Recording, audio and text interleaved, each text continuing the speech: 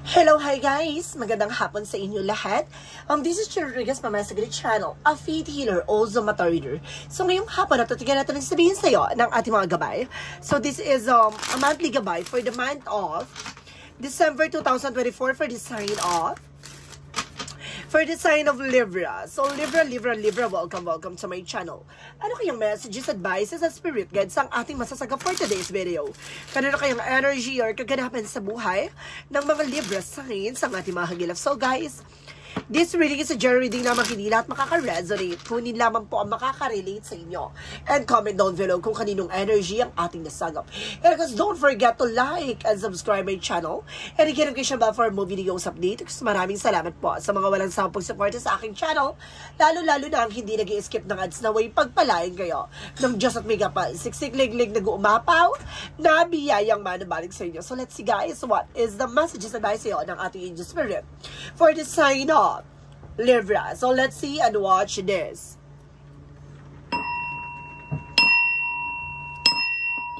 Ano kaya kaganapan sa buhay ng mga Libra signs ang ating mga hagilap? So guys, eto na, tutunghayan natin at bubulabugin natin yan. Angel Spirit, give me an information po. Ano kaya gusto sabihin sa iyo ng ating mga baraha? There is an Ace of Swords. So, there's a something breakthrough. May mga bagay na magtatagumpay ka. Puputulin mo yung mga bagay na walang kaugnayan sa'yo. Na nagsisilbing pananakit sa sarili mo. No, there is something na parang pinuputol yung kuko niya. So, it means parang aalisan siya ng swords or something na information na makakasama sa kanya. No? Para magkakaroon ng self-sabotage dito. Ayun yung kailangan maging aware ka. Or kung magtatagumpay ka na bago pa maganap yung ganong eksena, alam mo na yung magiging solusyon. Ganon. So, this is something information with the Five of Swords. See, Five of Wands. So, I told you, there's a something complication or something chaos, no? May mga taong arguments. Meron talaga ditong mga taong sisira sa'yo. Or pipiliting siraan ka o hanapan ka ng butas. Or there's something ang competitors, no? Kakompetensya, additional messages. So, this is something the Knight of Pentacles with the blossoming abundance. May paglago ng finances.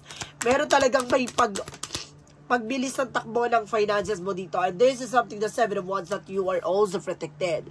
Na protektado ka sa pagdating sa finances mo, kumaga pinoprotection at pinapangalagaan ka dito, na magiging maganda na ang takbo ng iyong negosyo, hanap buhay. Even your love life. There's a King of Wands something ambition. Na para pinapakita dito na kailangan, tignan mo yung magiging possibilities, no? Yung magiging outcome ng eksena. Additional messages. And because this is something that Two of Wands by choices, no? Piliin mo lang yung mga taong pakikisamahan mo. Piliin mo yung mga bagay na alam mo makakatulong sa'yo. There's a Page of Pentacles for investment. Invest wisely.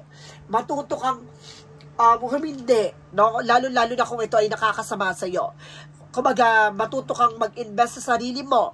Matuto kang maliwanagan na kung itong bagay na to ay mag-grow ka ba dito for, kasi magkakaroon ba ng expansion to?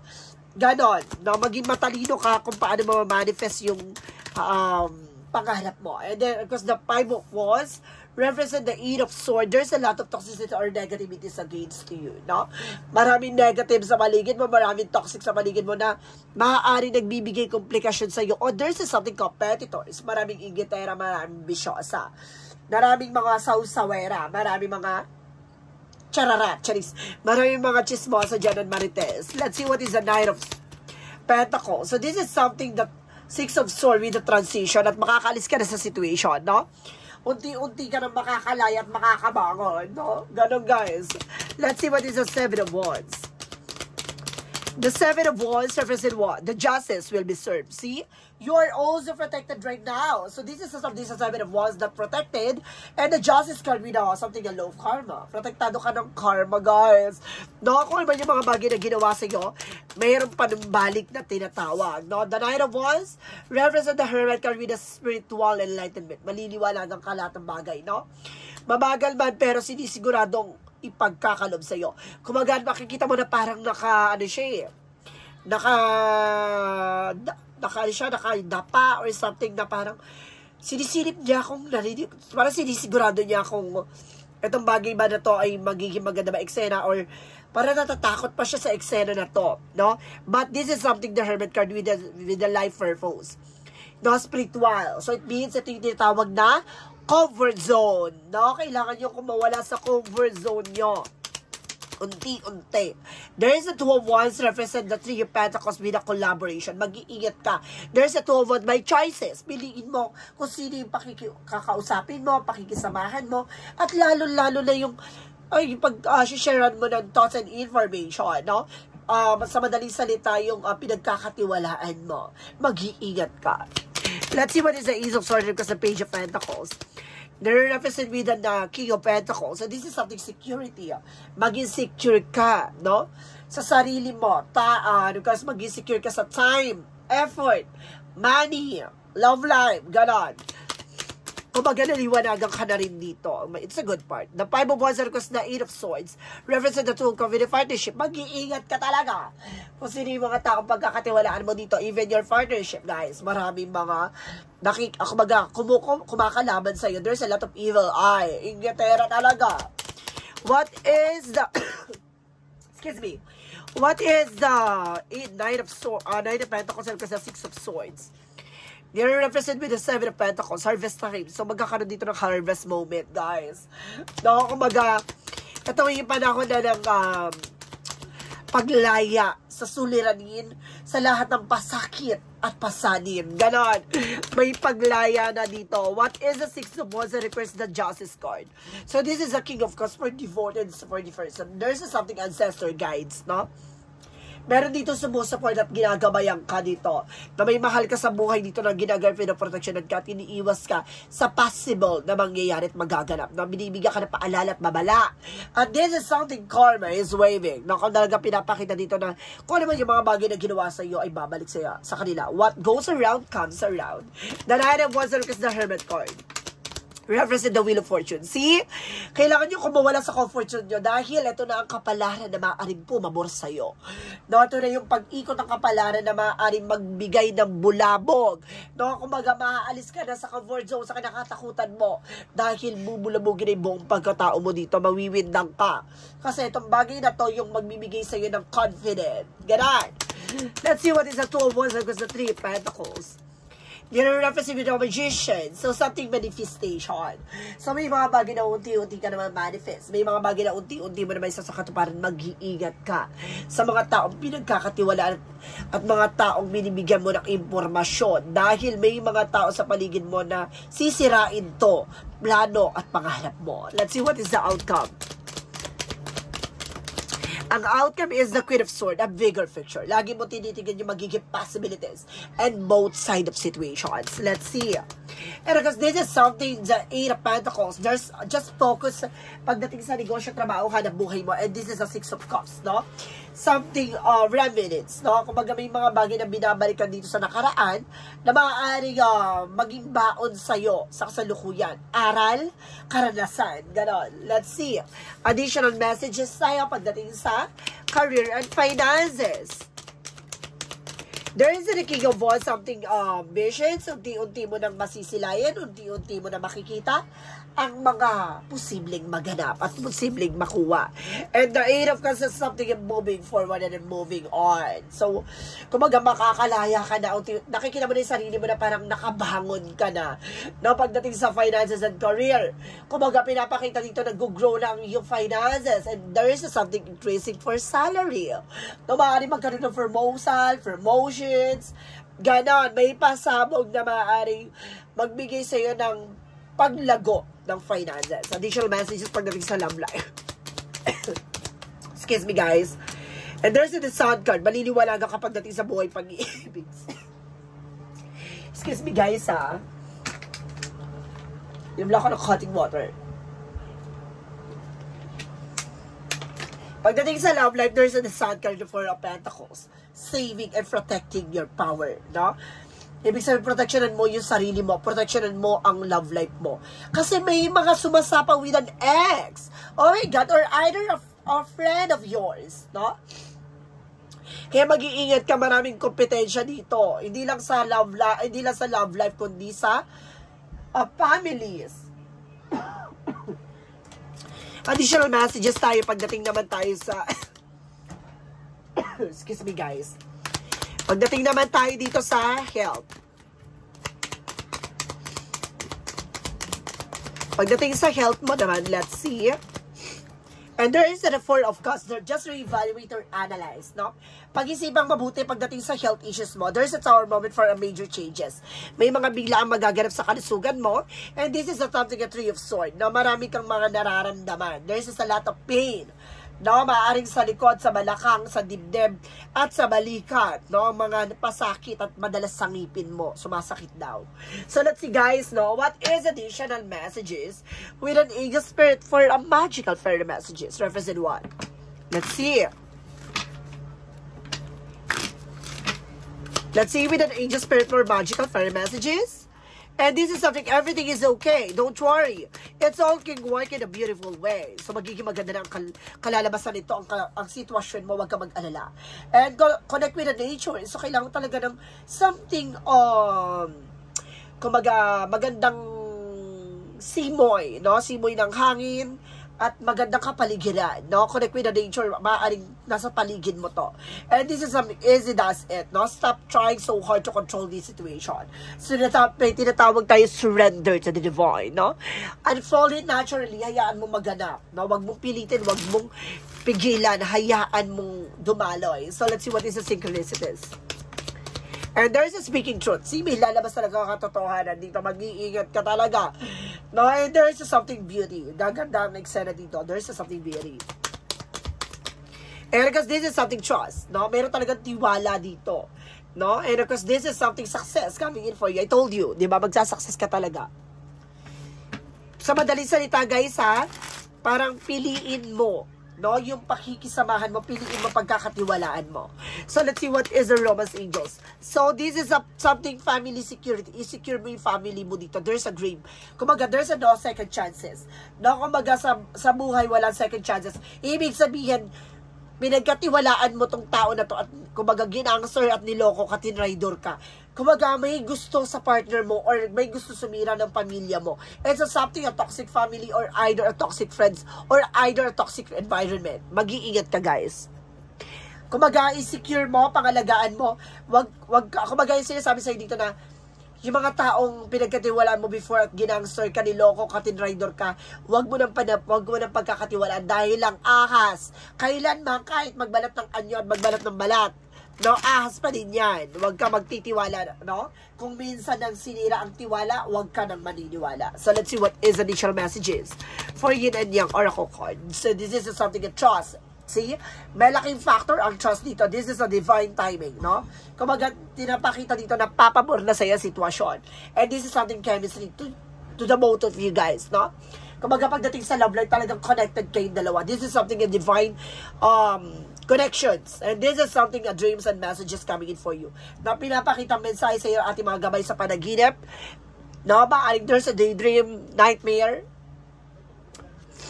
night dream. So, pinapakita yung sa panaginip. So, let's see, guys, now, what is additional messages with chakra messages for you? For the chakra messages, represent what? Represent gratitude. Just be thankful, no, sa lahat ng mga nangyayari sa buhay mo. See? There is a pace, no? May humaharang talaga sa'yo. Meron talagang gumagawa ng eksena para hindi mo may sakatuparan yung lahat ng mga sa buhay mo. No? Even your success, there is an enlightenment. Maliliwanagan ka kung sino yung nagsisilbing harang. No? Malalaman mo. Kumaga, there is something night, and there's a light, there's a light. Kumaga, dito mo makikita kung sino yung humaharang. Sino yung gumagawa ng balakid sa'yo. So, let's see what is Archangel Michael messages. Meron talagang competitors, guys. Meron talagang ingatera dito. Let's see what is Archangel Michael messages. A new beginning and fresh start. Na magkakaroon ka ng bago simula at meron bago ang eksena. There's a let go of fear now. See? Kailangan nyo na kumawalan sa comfort zone nyo. Labanan ng takot at pangamba. Let's see what is the angel's answer. Represent what? Within the next few weeks, sa mga susunod na buwan, no? Sa susunod na linggo, guys, no? Within the next few weeks, sa mga susunod na linggo, maraming magaganap pa. And a year from now, ngayong taon na to, no? This is something December, a monthly gabay for December. So, maaaring ngayong taon na to, Kumbaga, there's something changes pagdating na ng January. Maganda na magiging bulabog sa inyo, guys. This is something, the situation will improve. See, I told you, magbabago ng sitwasyon. It's a good part, guys. No? Bravo, palakpakan tayo dyan. Let's see what is Archangel Michael, Archangel Raphael messages. There is a big changes, guys, no? And because, my God, mag-iingat ka lang talaga. Susubukan ka ulit linlangin. Now, there's something second time around, guys, no? Mag-iingat ka. There's a decreased energy. Palakasin mo ang inahiya mo. No? Palakasin mo ang positive energies mo. No? Wag mong mag-a-attract ng negative, guys. Let's see what is the Romance Angels. And there's a give your relationship a chance. Sa relasyon nyo, bigyan mo ng pagkakataon. Dahil alam mo, hindi partner mo ang may problema, hindi ang asawa mo may problema. Ang may problema ang mga nasa paligid. Maaaring family-related, toxic families, or toxic friends, no?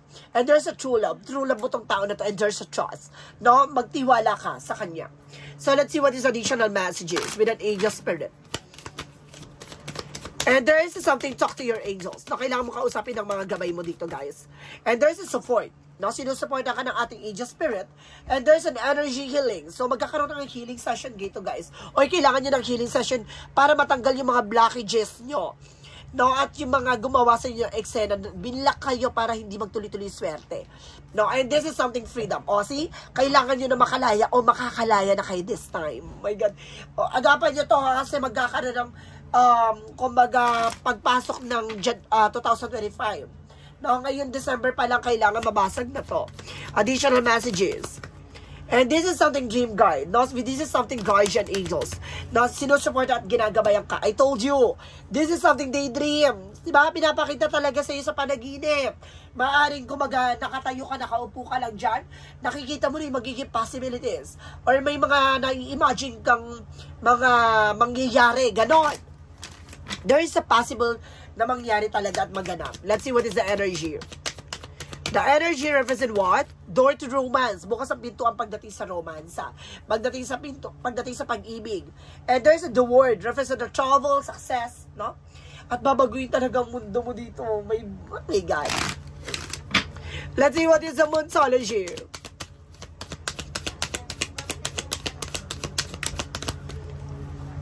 Oh, see what you need to release. Oh my God! Ano yung kailangan mong alisin? See? Ano yung kailangan mong pakawalan? Yun yung negatibo. Yun yung ginawa sa'yo. And have faith in your dreams. Magtiwala ka sa pangarap mo dito. Kailangan mo maalis yung ginawa sa'yo ditong sumpa, kamalasan, ganon. Additional messages. Oh my God! Triple clarification that success coming in for you. And this is something, the Death card, an ending and a new beginning. Ito na yung katapusan. Ito na yung katapusan at maaaring magkaroon ng panibagong eksena. A merely beginning. So, let's see. And there's something. See? Kumbaga, lalakas na rin ang kumpiyansa mo dito. No? Lalakas na rin yung loob mo dito, guys. So, let's see what is additional messages with an angel spirit. And of course, let's see. And don't follow, no? Kumbaga sinasabi dito, be a leader of yourself, no? Kumbaga, umiwas ka sa mga taong manipulate ka, no? Iwasan mong sundin yung mga sinasabi nila. Kumbaga, binubudol ka dito, ganon. And there is a trust the timing. Magtiwala ka sa timing. So, may mga bagay na napapanahon at may mga bagay na ibibigay sa satak ng panahon. And Star Family, this is your part of the team of soul. Party ka ng, may, kumbaga, there's something six senses. May kakayanan ka. Kaya siguro nangyayari to kasi, mataas ang spiritual, abilities mo. Ganon. Kung insider, may six senses ka, may third eye ka, ganon.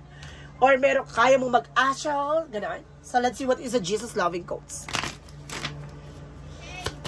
Let's see what is a Jesus loving quotes. Or ibig sabihin dito, pamilya ka ng mga magagamot or either na may lahi kayo na marunong gumawa ng mabuti or either masama, mag-iingat lamang. No? For Jesus loving quotes, if you have a faith as a great ambassador said, you shall say unto this mountain, remove hence to the yonder place, and shall be removed. So see, Magtiwala ka sa mga bagay na inihahain sa'yo. Kasi may mga bagay dyan na kumbaga, sinusubukan kung lalago ka sa sitwasyon mo or kumbaga kung marunong ka magpalago sa sarili mo. At dun mo makikita kung ano yung magsisilbing harang or magsisilbing kumbaga, kakompetansya or magsisilbing anay sa sarili mo. Mag-iingat ka kasi, kumbaga, pinapakita dito, kung alam mo, hindi ka mag-grow sa situation mo, kailangan mo makalaya dyan. Dahil, hindi ka makakalis sa situation, bagkos, kumbaga, mabubulo ka doon sa situation at, kumbaga, magkakaroon ka ng maraming pang problema, gato ganyan, kailangan mo makalaya dyan sa mundong ginagalawan mo. No? Nasa stages ka ng toxic environment. Now, let's see what is an angel's number. 2020. So, this is something compassion. No? It is the confirmation that your assumption and beliefs are correct. But it's also encourage you to use your talent and gift because they will benefit the world of your pockets, be of service to others, and your potential is enormous. So, see? Kung kayang-kaya mong mabago ang eksena. No, ini-encourage ka dito na gamitin mo ang kakayanan, kaalaman mo para makalaya ka sa mundong ginagalawan mo. So, let's see what is the messages of life. Messages of life represent what?